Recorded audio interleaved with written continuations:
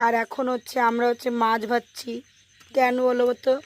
কারণ এই মাছগুলো দেখো কত বড় বড় মাছ, মাঠের থেকে ধরে এনেছে। কারণ আমাদের এখানে অনেকটা জল হয়েছে, তাই অনেকের পুকুরের মাছ ভেসে গেছে। সবাই লেগে পড়েছে মাছ ধরার জন্য, এক একজন 20 কেজি 30 কেজি ধরেছে। তবে আমাদের সবারই লাস্টে খবর পেয়েছে আমাদের গিয়ে একটু আগে গিয়েছে, এই কটা মাছ এনেছে। তাও এখানে অনেকগুলো হয়ে যাবে, 750-800 মাছ হয়ে যাবে প্রায়।